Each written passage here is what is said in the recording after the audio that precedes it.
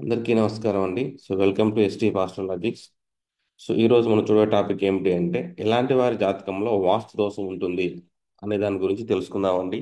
ఈరోజు వచ్చేసి నిన్న ఒక వీడియో పెట్టామండి. అది మనము న్యూమరాలజీని నమ్మాలా వద్దని చెప్పాము. దీంట్లో వచ్చేసి కన్క్లూజన్ ఏంటంటే ఈ ఈ రాసులు ఈ లగ్నాల వారు నమ్ముతారని చెప్పాము.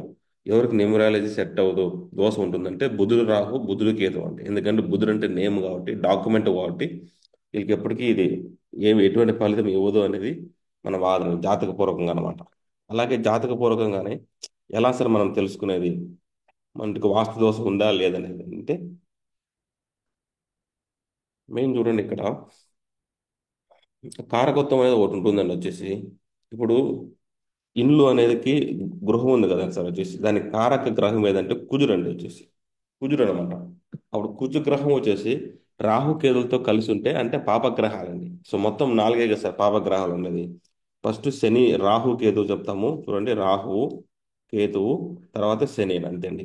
ఎవరి జాతకంలో అయినా సరే కుజుడు రాహు గ్రహ చేరిక కానీ, కుజుడు కేతు గ్రహ చేరిక కానీ, శని కుజుడు గ్రహ చేరిక కానీ ఉన్నట్లయితే వాళ్ళ ఇంట్లో వాళ్ళకు వాస్తు దోషం అయితే ఉంటుందని వచ్చేసి. అంటే మనం ఏమీ చేయలేమన్నమాట. మీరు ఎంత పెద్ద వాస్తు పండితులు ఎవరిని పిలుచుకోవచ్చినా కూడా మీ ఇంట్లో మీకు ఎప్పుడు ఒక దోషం అనేది ఉంటుందండి. తర్వాత లగ్నం నుంచి నాలుగో స్థానం అధిపతి కదండి, భావాధిపతి ఎవరండి? ఇంటికి గృహానికి నాలుగో భావం అనమాట.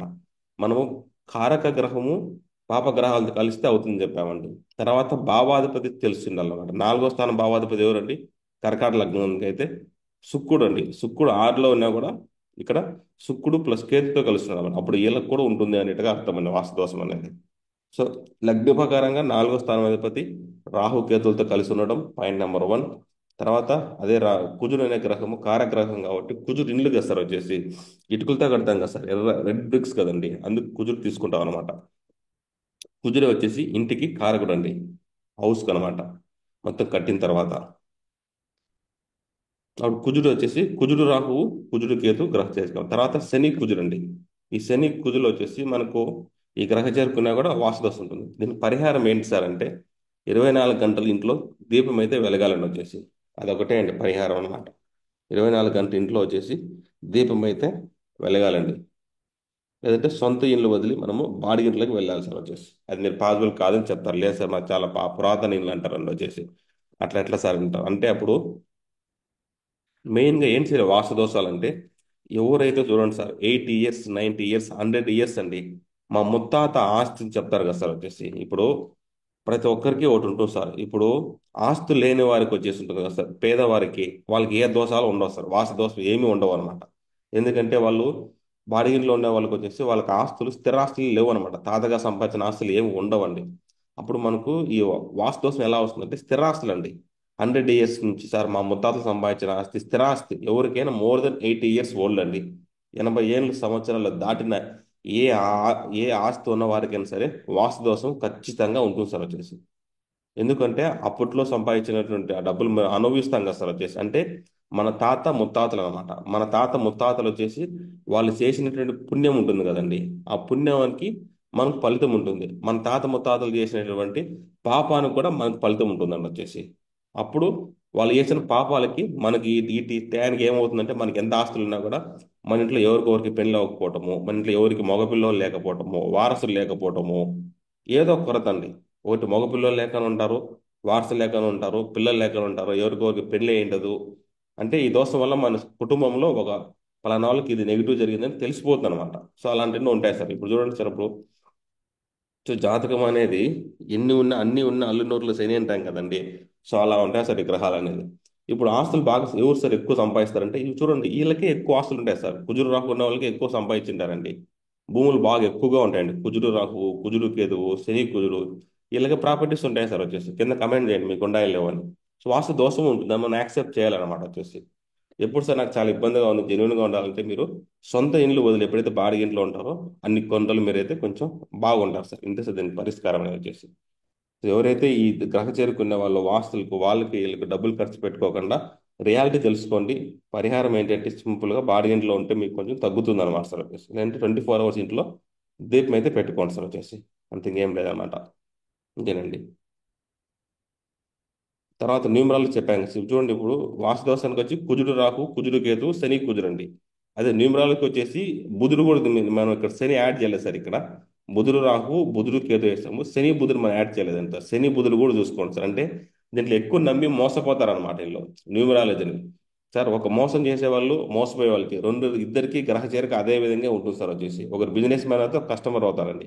శని బుధుడు ఒక ఒక వ్యక్తికి ఉంటే అతను ఇలాంటి వ్యాపారం చేస్తా అంటాడు సార్. పేరు మారుస్తాను, అది మారుస్తాను, ఇది మారుస్తాను అని చెప్తాంటారు సార్. వచ్చేసి అర్థమైందండి. వాళ్ళే శని బుధుడు అండి. వచ్చేసి పేరు మార్చే వాళ్ళంతా శని బుధుడు అండి. బుధుడు వచ్చేసి ఇప్పుడు మీరు అడగొచ్చు. మీరు చెప్తున్నారు కదా సార్ వేరే వాళ్ళ గురించి శని బుధుడు అంటే వాళ్ళే మోసం చేస్తారని. మీకు ఏ గ్రహం చేరుకుందంటే నాకు సూర్యుడు బుధుడు గ్రహం చేరుకున్నాడు సార్. సన్ అంటే మీకు ఆనెస్ట్ కదండి, వెలుతురు కదండి బుధుడు. సో నేనైతే సూర్యుడు బుధుడు నా గ్రహం చేరుకున్నాడు కాబట్టి నేనైతే హానెస్ట్ జ్యోతిష్యమే, నాకు తెలిసిందేది ఎటువంటి మోసం లేకుండా జ్యోతిష్యాన్ని మీకైతే అందరికీ అందిస్తున్నాను సార్. ఇది నిజము, ఇది అబద్ధము అని చెప్పి నా దగ్గర హానెస్ట్ అయితే ఉంది సార్ నా జ్యోతిష్యంలో.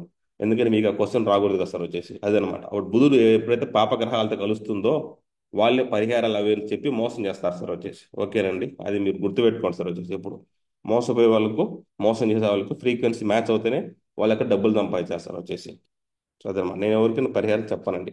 ఇప్పుడు అర్థమైంది కదా సార్. శని బుధుడినా కూడా న్యూమరాల దోషం ఉంటుంది. తర్వాత బుధుడు రాహు, బుధుడు కేతు అనమాట. వీళ్ళు మనం చెప్పి ఈ పేరు మార్చుకోలకి ఎక్కువ అంటే ఎందుకు సార్ రాహు కేతువులు అంటే ఇమాజినేషన్ ఎక్కువ సార్. వీళ్ళకి ఏం అనుకునేది జరగవు అనమాట. అలాంటప్పుడు ఏదో ఒకటి కొరత ఉంటుంది సార్. వచ్చేసి అందుకే అనమాట.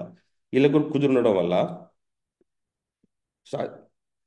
సాటిస్ఫాక్షన్ ఉండదు సార్. వీళ్ళు కుజురు రాహు, కుజురు కేదు, శని కుజురు వాళ్ళకి ఏదో ఒకటి చేయాలి, ఏదో ఒకటి చేయాలని చెప్పేసి ఇల్లు మారుస్తూ ఉంటారండి. ఇప్పుడు చూడండి సార్, వాస్తు దోషానికి చెప్తారన్నమాట వాస్తు పండితులు. ఈ విధంగా మార్చుకుంటే బాగుంటుంది, ఈ విధంగా బాగుంటుంది. ఏదైనా సరే సార్ అల్టిమేట్ పాయింట్ ఏంటి సార్ అంటే నా ప్రకారంగా న్యూమరాలజీ గొప్పదా సార్, మీరు వాస్తు దోషం గొప్పదా, జ్యోతిష్యం గొప్పదా అంటే నాకు తెలిసినది జ్యోతిష్ శాస్త్రం కాబట్టి నేను జ్యోతిష్ శాస్త్రం గొప్పదంటానండి. ఎవరు జాతకంలో అయినా సరే ఈ గ్రహాలు చూడండి. ఇదంతా చిన్న సార్. మీరు ఎవరైనా ఒక దగ్గర ట్రైనింగ్ తీసుకుంటే ఒక 6 నెలల్లో నేర్చుకోగలుగుతారు సార్ వాస్తు దోషం గురించి కానీ న్యూమరాలజీ. ఈ వేదిక అస్ట్రాలజీ అట్లా కాదండి. ఇది మన దగ్గర ఎక్కువ గ్రహాలు 9 గ్రహాలు ఉంటాయి సార్. వచ్చేసి న్యూమరాలజీ తక్కువ టైంలో నేర్చుకుంటారు. కానీ జ్యోతిష్యం నేర్చుకోవడానికి మన జాతకంలో గ్రహాలు చాలా బలంగా ఉండాలండి. చాలా బలంగా ఉంటాయి కానీ నేర్చుకోలేము అనమాట ఈ జ్యోతిష్యాన్ని మనం. అప్పుడు వచ్చేసి అప్పుడు ఇప్పుడు చెప్తారు కదా సార్ ఇంట్లో మార్చుకోమని చెప్పేసి వెళ్ళిపోతారండి. కానీ మన దగ్గర డబ్బులు ఉండాలి కదా సార్. ఈ విధంగా మార్చుకోండి, బాత్రూమ్ ఇక్కడ కట్టండి, బెడ్రూమ్ ఇక్కడ పెట్టండి అంటే మన దగ్గర డబ్బులు ఉండాలి కదా సార్. అప్పుడు మన దగ్గర డబ్బులు రావాలంటే ధనస్థానం అధిపతి అంటే 2వ స్థానం అధిపతి కానీ 11వ స్థానం అధిపతి కానీ మన దగ్గర దశ అంతర్దశ జరిగితే కానీ మన దగ్గర డబ్బులు రావు కదండి. వాళ్ళు చెప్పినంత మాత్రం మన డబ్బులు వచ్చేసి ఆ, ఈ వెంటనే మార్చలేం కదా సార్ మనము. ఇప్పుడు చెప్తారు సార్ వాళ్ళు ఈ స్టెప్స్ ఉన్నాయి, దీన్ని పడగొట్టేసి దీన్ని మార్చాలని చెప్తారు. మన దగ్గర డబ్బులు ఉండాలి కదండి. అప్పుడు డబ్బులు కావాలి ఎప్పుడు ఏ టైంకి మన డబ్బులు వస్తాయండి. మనం చెప్తాం కదా సార్, శుక్రుడు అనే గ్రహం పైన గురువు కానీ శని కానీ వెళ్ళినట్లయితే దశాంత దశలో శుక్రదశ కానీ జరిగినట్లయితే 2వ స్థానంలో ఉన్న గ్రహాల యొక్క దశాంత దశలు కానీ 11వ స్థానంలో దశాంత దశలు కానీ గ్రహాల యొక్క దశ జరిగినట్లయితే మన దగ్గర మనీ ఫ్లో అయితే ఉంటుందండి. తర్వాత కేతు మీద గురువు వెళ్ళినా కూడా అప్పు చేసి తీసుకుంటాం. వాడు మన జాతకంలో తెలిసిపోతుంది కదా సార్ అప్పు చేస్తున్నాము ఏం చేయట్లేదని. అప్పుడు జాతకపూర్వకంగా మనకు తెలిసిపోతుంది అనమాట మన జాతకంలో వాస్తు ఉందా లేదా, డబ్బులు ఎప్పుడు వస్తుందా లేదని చెప్పి జస్ట్ వాళ్ళు చెప్పేసి వెళ్తారు. అంత ప్రొఫెషన్ సార్ ఇదంతా. దీంట్లో ఏం చెప్పబోతున్నానంటే ఈ ప్రొఫెషన్స్ ఉండేవాళ్ళు, వేదిక అస్ట్రాలజీ చెప్పే ప్రొఫెషన్స్ ఉండేవాళ్ళు, న్యూమరాలజీ ప్రొఫెషన్ చేసేవాళ్ళు, వాస్తు చెప్పేటోళ్ళు అందరూ వచ్చేసి మనమందరము ఒకరిపైన ఆధారపడి ఉన్నాం సార్. నేను యూట్యూబ్ చేసే వాళ్ళపైన ఆధారపడి కొన్ని వ్యూస్ వస్తాయి, దానికి కొంచెం డబ్బులు వస్తాయి, నేను మీ మీద ఆధారపడి ఉన్నాను వచ్చేసి. అట్లా నా పైన ఎవరు ఆధారపడినారు, నా ఫ్యామిలీ మెంబర్స్ ఆధారపడి ఉన్నారండి వచ్చేసి. మీ పైన ఏంటంటే ఆధారపడినారు. అప్పుడు ఒక్క వృత్తి వల్ల ఇంకో వృత్తి చేసేవారు ఆధారపడి ఉంటాం సార్ మనము. అప్పుడు ఈ ప్రొఫెషన్స్ లేదనుకోండి ఎలా సర్వే అవుతారు చెప్పండి సార్. వాస్తు పండితులైనా సరే, జ్యోతిష్ పండితులైనా సరే, న్యూమరాలజీ అయినా సరే వీళ్ళు సర్వే అవ్వలేరండి. అలా ఇలా కొత్త కొత్త వృత్తులు పుట్టుకోవచ్చు అనమాట మనం సర్వే అవ్వాలంటే. అందరూ ఒకే పని చేయలేరు కదా సార్, అందరూ వ్యవసాయం చేయలేరు కదండి. ఒక్కొక్కరికి ఒక్కొక్క వృత్తి ఉందన్నమాట. ఆ వృత్తిలో న్యూమరాలజీ కొంతమంది పాటిస్తారు, కొంతమంది వాస్తు పాటిస్తారు, కొంతమంది జ్యోతిషం పాటిస్తారండి. దీనిలో మనం అర్థం చేసుకోవాలి నిజం ఎవరు, వాస్తవానికి ఎవరు చెప్తున్నారు, వాస్తవానికి దగ్గరగా ఎవరు చెప్తున్నారు, ఎవరు మనల్ని మోసం చేయట్లేదు, ఎవరు మనల్ని మోసం చేస్తున్నారని అది తెలుసుకోవాల్సిన బాధ్యత అయితే మనదే అండి. ఇప్పుడు మనకు సింపుల్గా అంటే శని హై డిగ్రీ సార్. డిగ్రీస్ ప్రకారంగా శని 25 డిగ్రీల పైన ఉంటే వాళ్ళు ఎవరైనా నంబర్ అనమాట. 20 డిగ్రీ చాలు సార్. వచ్చేసి శని వచ్చేసి 20 డిగ్రీస్ పైన ఉంటే వాళ్ళు ఎవరో నంబర్ ఇట్లాంటివన్నీ వచ్చానమాట. వాళ్ళు చాలా ప్రూఫ్స్ కావాలన్నమాట. అంతే సార్ సింపుల్ వచ్చేసి. సో అర్థం చేసుకోండి సార్. మీరు ఒక 5,000 10,000 రూపాయలు మోసపోయినా కూడా అది వేరే ఒక ప్రొఫెషన్స్కి అది పరిహారంగా పోతుందని మీరు అర్థం చేసుకున్నట్లయితే మీకు ఎటువంటి మనస్తాపం ఉండదని వచ్చేసి ఇది ఒక ప్రొఫెషన్. వాళ్ళు 10 మంది మనలాంటి వాళ్ళు 10 మంది వాస్తు చూపించుకుంటే కదా వాళ్ళు బతుకుతారు, వాళ్ళు దీనిపైన ఆధారపడ్డారు, అందుకని డబ్బులు ఎక్కువ తీసుకుంటున్నారు అనేది మీరు అర్థం చేసుకోవాలి సార్ వచ్చేసి.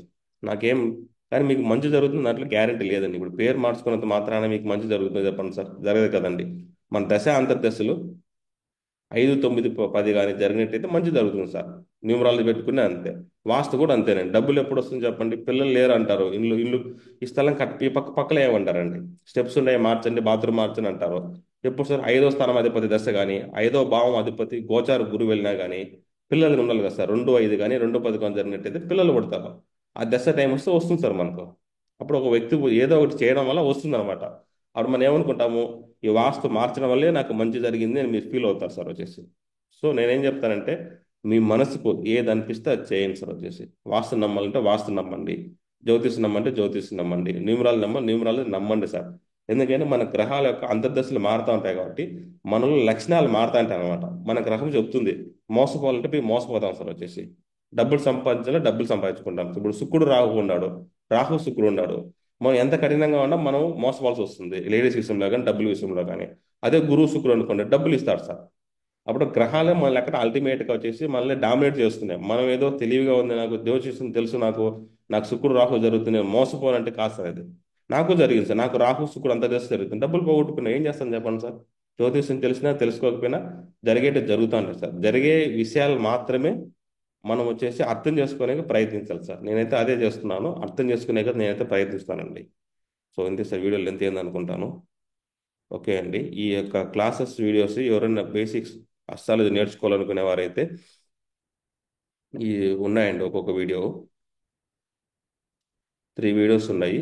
మీకు పీడిఎఫ్ కూడా వస్తుందండి. ఇక్కడ 96 స్లైడ్స్ ఎంతో ఉన్నాయండి. ఇదంతా వచ్చేసి ఈ పీడిఎఫ్ లగ్నాలు అంతా రాశారండి. నెక్స్ట్ కోర్స్ చెప్తాం సార్, ఫ్యూచర్ అనౌన్స్ చేస్తాం. నెక్స్ట్ కోర్స్ వచ్చి గ్రహ చేరుకుంటుందని సార్ వచ్చేసి. మన వాళ్ళు అనుకుంటారు అనమాట గ్రహ చేరికలో జాయిన్ అవ్వచ్చు అనేసి, కానీ కండిషన్ ఏంటంటే గ్రహ చేరిక కోర్స్ ఎవరెవరైతే జాయిన్ అవుతారో వాళ్ళకి ఈ బేసిక్ కోర్స్ అనేసి కంపల్సరీ సార్ వచ్చేసి. ఒకటి నమ్మండి సార్, ఒకటి మనసుని నమ్మి ఏదైనా చేయండి.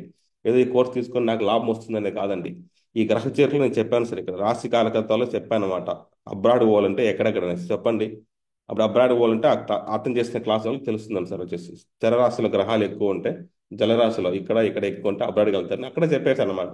మీరు ఆ బేసిక్ క్లాస్ అర్థం చేస్తే కానీ మీకు తెలియదు, మీకు మళ్ళీ నేను ఒకసారి చెప్పాల్సి వస్తుందని అక్కడ. సో మీరు అండర్ ఎస్టిమేట్ అయితే చేయదండి జ్యోతిషానికి అయితే.